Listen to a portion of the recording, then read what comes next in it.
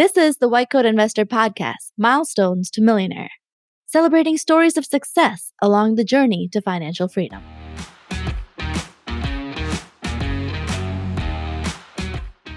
This is Milestones to Millionaire, podcast number 89. Pediatric Hospitalist pays off $270,000 in student loans. This is the Milestones to Millionaire podcast, where we feature you and we feature your accomplishments. We want to celebrate with you if you've reached any sort of financial milestone, whether it's paying off a certain amount of debt, whether it's building a certain amount of net worth, whether it's becoming financially independent, whether it's buying a car with cash, whatever it might be. We want to celebrate with you and use your experience to inspire others to do the same. But we need your help to do it. If you don't apply at whitecoatinvestor.com/milestone, we're not going to have any guests on this show. So make sure you do that. We'd love to have you on and share your experience. Our sponsor today is Pearson Ravitz. Pearson Ravitz are disability and life insurance advisors founded by and for physicians. This white coat investor recommended agency grew out of one MD's experience with a career-changing on-the-job injury. Today, Pearson Ravitz serves the medical community in all 50 states. At Pearson Ravitz, they help you as a doctor safeguard your most valuable asset, your income, so you can protect the most important people in your life, your family. Pearson Ravitz makes human connections before they make quotes. Go to www.pearsonravitz.com/WCI today to schedule your consultation with the Pearson Ravitz advisor. By the way, we're trying to give away hundreds of thousands of dollars worth of books. This is a program we call the White Coat Investor Champions Program, where we try to give a copy of the White Coat Investor's Guide to Students to every first-year medical and dental student in the country. This is our third or fourth year doing this, and so far, we have never been 100% successful. We have never gotten this book into the hands of every single one of those students.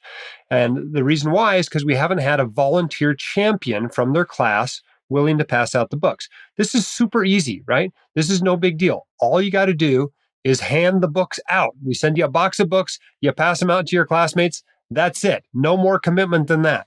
And if you do that, we'll send you a t-shirt and some swag in addition to, obviously, a copy of the book for you. So if you are a first-year medical or dental student, or if you know a first-year medical or dental student, please encourage them to apply at whitecoatinvestor.com/champion to be one of our champions for this program. This is a great way to boost financial literacy among professional students right at the beginning of their careers. And it's probably, I think, the most important outreach program that we have here at the White Coat Investor. More important than our financial teacher award that we do once a year. More important than the WCI scholarship.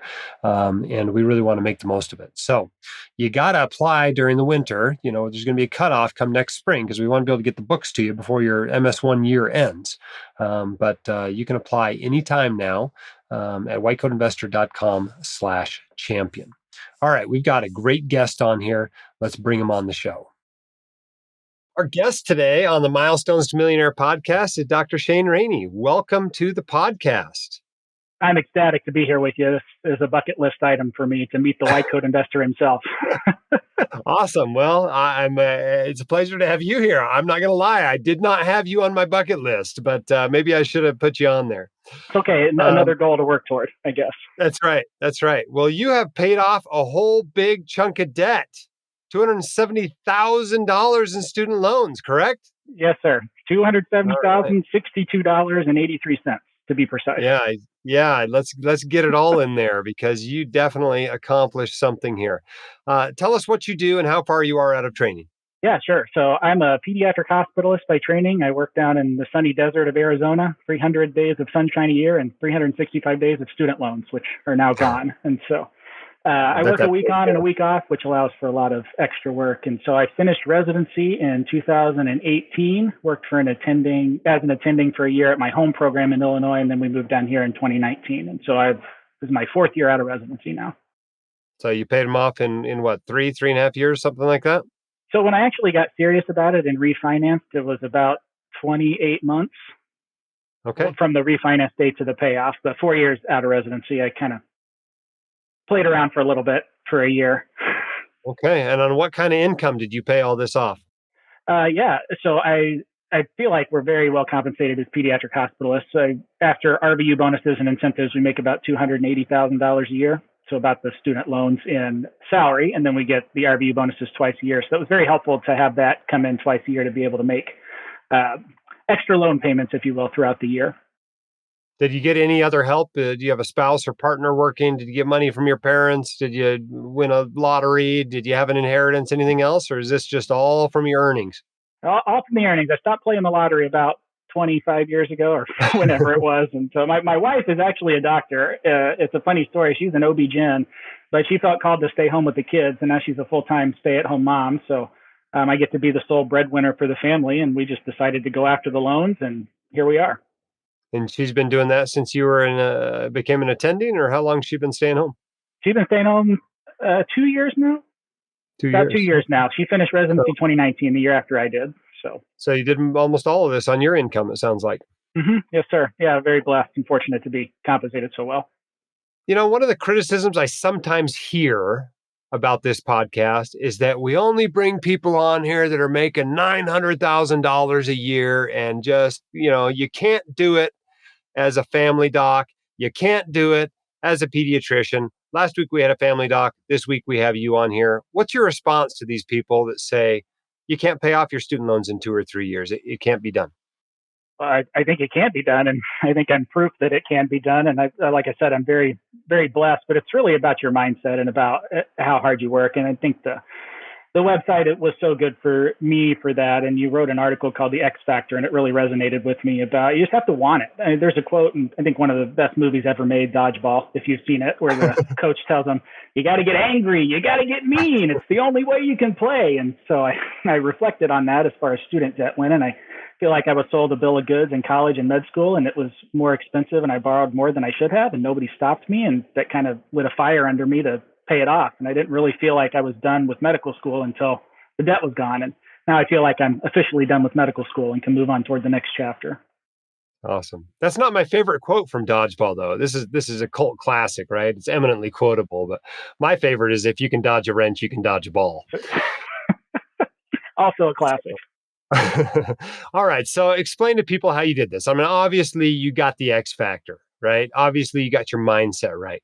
But practically speaking, how did you pay off that much debt on essentially the same salary as the level of debt that you had?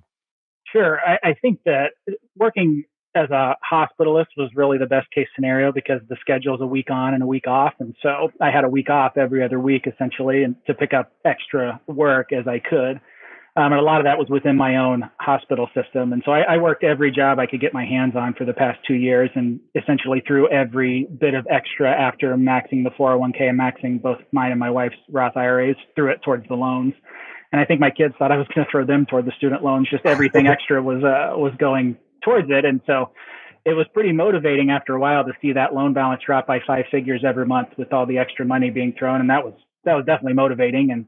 And towards the end there, it was dropping about as fast as my 401k. And so I was trying to race to the finish to see which one would be, so it would be done faster. And so, yeah, it was very motivating to see that balance drop so quickly. And so it was definitely a very heavy-handed student loan approach. And we just got our hands on every extra bit of income we could and put it towards the loans after maxing out all our retirement accounts and paying the bill.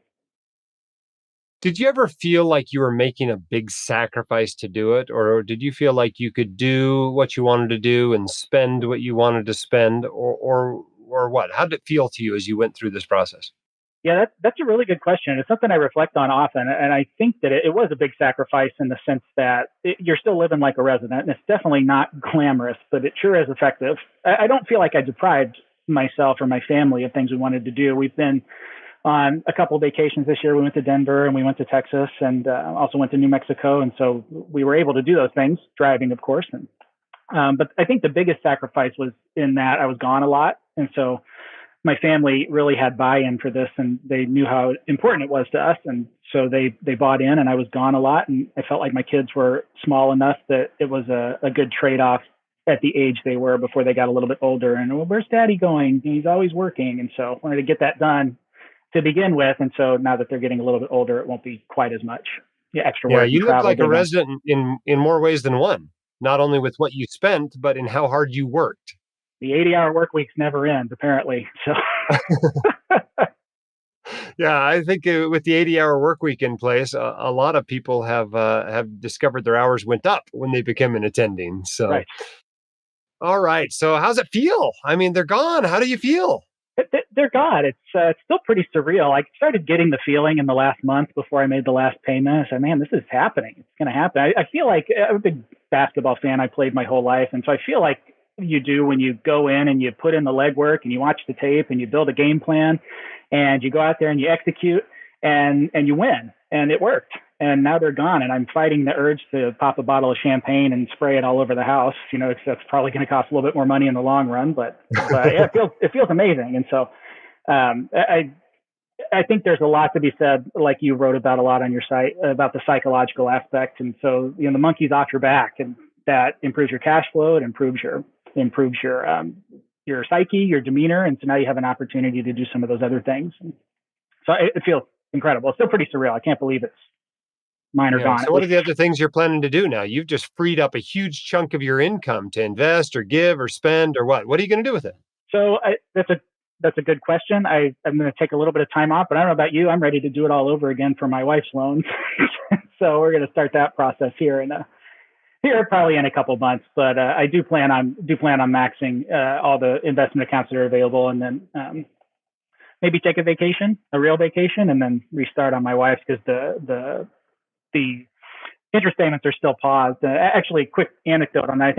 I know you talk a lot about market timing and trying not to time the market, but I think I have the best poor market timing in American history, or one of the best.